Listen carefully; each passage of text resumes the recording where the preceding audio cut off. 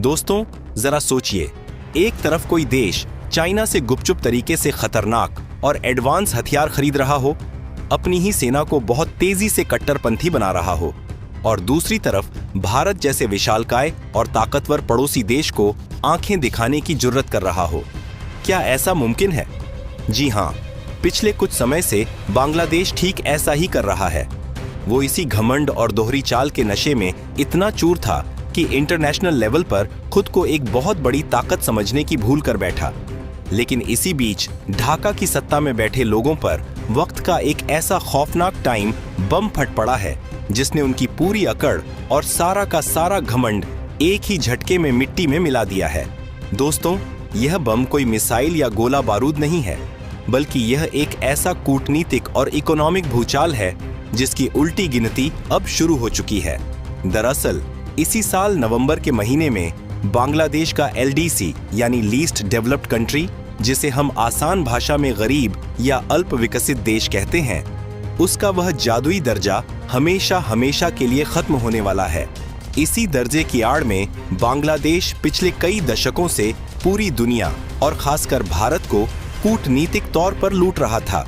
आज हम इस पूरे मामले की एक एक परत को खोलकर आपके सामने रखेंगे। हम आपको यह भी बताएंगे कि नवंबर के बाद दिल्ली के साउथ ब्लॉक में बैठे हमारे भारतीय रणनीतिकारों के हाथ में कौन सा ऐसा ब्रह्मास्त्र आने वाला है जिसके सामने बांग्लादेश की ना तो कोई चाइनीज ढाल काम आएगी और ना ही यूनाइटेड नेशंस का कोई खोखला सपोर्ट। लेकिन दोस्तों, इस पूरे मुद्दे की गहराई में उतरने से पहले क्या आपको पता है कि आखिर यह LDC है क्या, और इसने बांग्लादेश को इतने सालों तक कैसे पाल पोस कर बड़ा किया?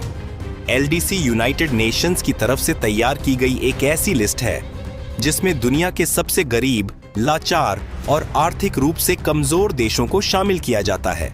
इस लिस्ट में शामिल होने का सबसे बड़ा और चमत्कारी फायदा यह होता है कि इन देशों को पूरी दुनिया में व्यापार करते वक्त जीरो ड्यूटी यानी टैक्स फ्री व्यापार का फायदा मिलता है। इसका सीधा सा मतलब यह था कि जब बांग्लादेश का कोई भी व्यापारी अपना कपड़ा या कोई भी सामान यूरोप, अमेरिका या हमारे भारत में बेचता था, तो उस पर कोई इंपोर्ट टैक्स या कस्टम ड्यूटी नहीं लगती थी। इसी जीरो ड्यूटी की बैसाखी का इस्तेमाल करके बांग्लादेश का सामान हमेशा दूसरे देशों के मुकाबले मार्केट में बेहद सस्ता पड़ता था। और दोस्तों, यह तो मार्केट का सबसे पुराना और अटल नियम है कि खरीदार हमेशा सस्ते सामान की तरफ ही भागता है। इसी भारी छूट का नाजायज फायदा उठाकर बांग्लादेश ने अपने टेक्सटाइल और गारमेंट इंडस्ट्री को दुनिया के नक्शे पर एक बहुत बड़ी जगह दिला दी थी। एक वक्त तो ऐसा भी आया था जब बांग्लादेश ने कपड़ों के एक्सपोर्ट में हमारे भारत को भी पीछे छोड़ दिया था। यूरोप और अमेरिका के बड़े बड़े मल्टीनेशनल ब्रांड्स बांग्लादेश में ही अपने कपड़े बनवाते थे, क्योंकि वहां टैक्स एकदम जीरो था और मजदूरों की दिहाड़ी कौड़ियों के भाव थी। नतीजा यह हुआ कि बांग्लादेश की पूरी इकोनॉमी इसी कपड़े के व्यापार के दम पर खड़ी हो गई। लेकिन दोस्तों, इस इकोनॉमी की असली रीढ़ की हड्डी उनकी अपनी मेहनत नहीं थी, बल्कि वह LDC का मुफ्त वाला कवच था जो उन्हें खैरात में मिला हुआ था। इंटरनेशनल नियमों के मुताबिक इस LDC का दर्जा बनाए रखने के लिए एक बहुत ही कड़ी शर्त होती है। उस देश को वास्तव में गरीब और कम विकसित रहना होता है।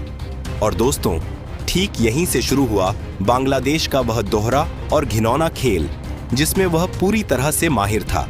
एक तरफ तो वो दुनिया के सामने कटोरा लेकर खड़ा हो जाता था और दिखाता था कि हम एक बेचारे गरीब और बाढ़ पीड़ित देश हैं जिन्हें दुनिया की दया और मदद की सख्त जरूरत है, और दूसरी तरफ उसी दया और पैसे का इस्तेमाल करके वो अरबों डॉलर का व्यापार करता, चाइना से लेटेस्ट हथियार खरीदता, अपनी सेना का साइज बढ़ाता और अपने सबसे बड़े मददगार यानी भारत को ही आंखें दिखाता था। क्या आपको पता है कि यह वो बेशर्म दोहरापन था जिसे बांग्लादेश ने दशकों तक बहुत ही चालाकी से चलाया? लेकिन अब इस पाखंड का पर्दा गिरने का समय एकदम करीब आ गया है।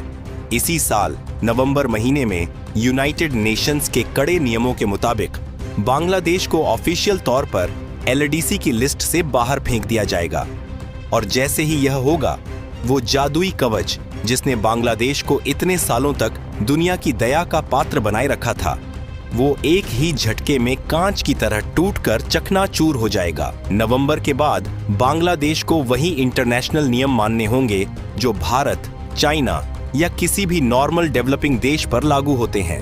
यानी अब उसके सामान पर भारी टैक्स लगेगा,